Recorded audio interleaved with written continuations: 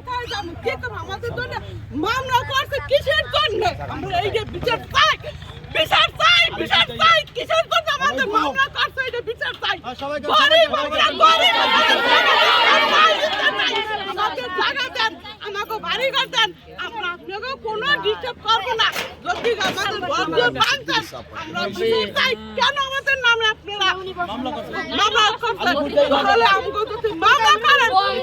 আমাদের কিছু ভাই বোন আছে আমাদের স্বামী নাই ওদের মহিলারা এরা কোথায় যাইবে কেস করেন মামলা করেন আমাদের ভাই বোন কোথায় যাবো বলেন মহিবুল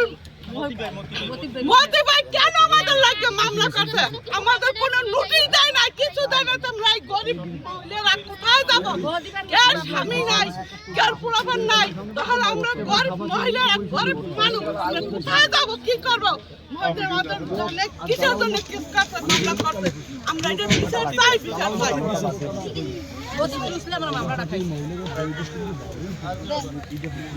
মতি ভাই সে বলছে যে মামলা টামলা কিছু হবে না এখানে বললে এখানে মামলা আমাদের তোমরা কারে ভিকটিম করতেছ এই আসলে এতক্ষণ দেখলেন কুয়াকাটা ছিন্নমূল মানুষদের ঘরবাড়ি ভাঙচুর কীভাবে করেছে জেলা প্রশাসক। আসলে এটা প্রশাসনের কোনো কিছু করার নাই, কারণ অবৈধভাবে থাকলে তাদের উচ্ছেদ করবেই, ভাঙচুর এটা হবেই। ওই যে দেখা যাচ্ছে দূরে, ওটা জুম করে আপনাদের দেখাচ্ছি যে এই পর্যন্ত আসলে প্রচুর ভাঙচুর হয়েছে, যে বলার ভাষা লাগতেছে না কী একটা অবস্থা, সব ভেঙে ছেড়ে চুরমার করে গেছে। কুয়াকাটার আসলে পরিবেশটা এতটা খারাপ হয়ে গেছে তা বলার মতো না, সব কিছু ভেঙে চুরমার করে ফেলেছে। অবৈধ স্থাপনা উচ্ছেদ অভিযান চলছে, তারপরেও